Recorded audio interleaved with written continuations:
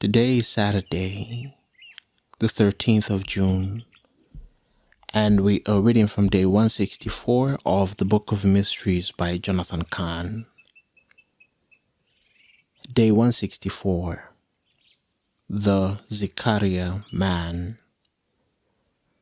By the waters of Babylon, the children of Israel wept in exile as they remembered Zion, their homeland, which now lay in ruins.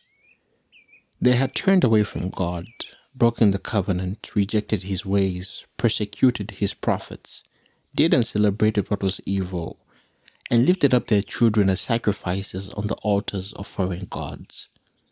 They had every reason to believe that their days as a nation were over and that they would be a people forgotten by God. But after many years, a small remnant of the exiles returned to the land of Israel to find it a desolate wasteland and their holy city a heap of ruins. They tried to rebuild, but at every point were hindered. They had to have been haunted by the continual question, "Has God forgotten us?" The teacher paused as if in thought, then continued. And then a prophet appeared in their midst named Zicharyah. He came with a message. They were to rebuild Jerusalem, and it would be to the rebuilt Jerusalem that Messiah would come. But who was Zicharyah?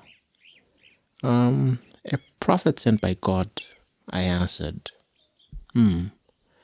Zicharyah is just another way of saying his real Hebrew name, Zicharyah. And what does Zicharyah mean?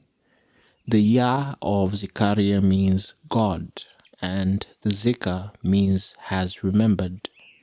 So, in the days of their judgment and exile, when they thought God was finished with them, that God had forgotten them, a baby was born and given the name God has remembered. And the baby would grow up to be the prophet God sent to them in the days of their discouragement, the prophet named God has remembered. Oh, so it was not only what Zicharyah said to them, but what he was. Yes, in the midst of the people was Zicharyah. God has remembered. Every word of encouragement came from that. He was the sign in flesh and blood that even in their greatest fall and their darkest sins, even when they should have been cast away and forgotten forever, God had not forgotten them. Even when they had forgotten God, God would not forget them. He remembered his promise, his love, and his tender mercies. And so he did not give up on them, and they would be restored. And so, said the teacher, for all who have fallen, for all who have failed, all who have sinned, all who have lost, and all who have wondered, has God forgotten me? Remember this one and his name, Zicharyah. It means that God will never forget you, and his faithfulness to you will always be greater than your sins. The mission.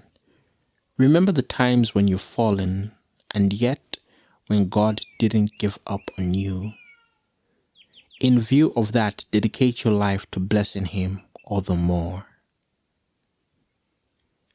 And we are reading from Psalm 98, verse 3, Isaiah 49, verses 14 through 16, and Zechariah 8, verses 3 through 9.